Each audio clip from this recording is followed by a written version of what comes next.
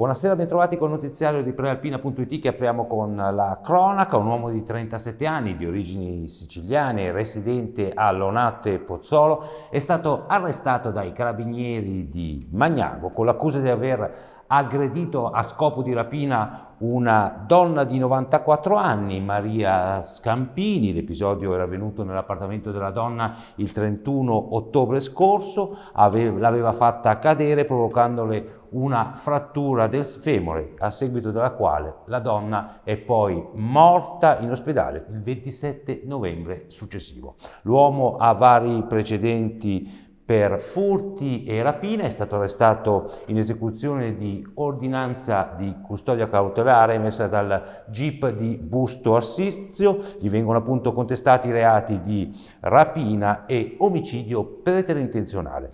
Questa è la ricostruzione del fatto. L'uomo si era introdotto in casa dell'anziana e dopo aver chiesto denaro che la donna si era rifiutata di dargli, le si era scagliato contro, strappandole gli orecchini e spintonandola per poi fuggire. I militari sono risaliti al 37enne grazie ad alcune testimonianze di abitanti della zona e alle immagini della videosorveglianza cittadina. L'uomo ora si trova in carcere a Busto Arsizio, maggiori dettagli si possono leggere su prealpina.it.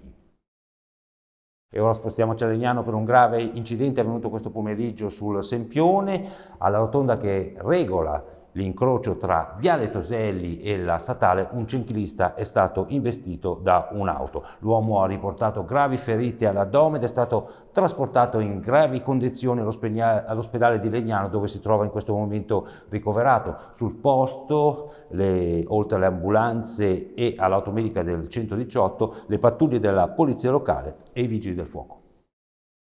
E parliamo ora di vaccinazione anti-Covid. Partiranno domenica mattina sul portale della Regione Lombardia le prenotazioni per i bimbi dai 5 agli 11 anni, mentre da giovedì 16 inizieranno poi le somministrazioni. Lo ha annunciato oggi il vicepresidente della Regione e assessore al welfare Letizia Moratti. In Lombardia la platea interessata è di circa 600.000 ragazzi e i centri vaccinali sono stati organizzati per garantire ai più piccoli sino a 40.000 inoculazioni al giorno, ha spiegato la vicepresidente della Regione. Sono previsti percorsi dedicati e personale formato nella gestione del target pediatrico, accessi facilitati e fasce orarie pomeridiane più comode per le famiglie, che tengono conto quindi queste fasce degli impegni scolastici nei giorni feriali. Si potrà accendere invece tutto il giorno il sabato e la domenica.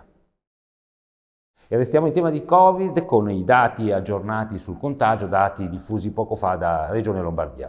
Con 161.186 tamponi effettuati e di 3.474 il numero dei nuovi casi registrati in Lombardia, con un tasso di positività che scende dal 2,9% di ieri al 2,1%. In crescita il numero di ricoveri sia in terapia intensiva sia negli altri reparti ospedalieri. Sono 21 i decessi causati dal Covid che si sono registrati nelle ultime 24 ore in Lombardia.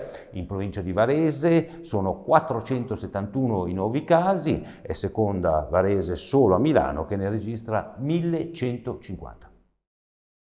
E chiudiamo col ringraziamento ai volontari del Hub vaccinale di Malpensa Fiere. Vediamo il servizio di Francesco Inguscio, le immagini sono di Domenico Ghiotto.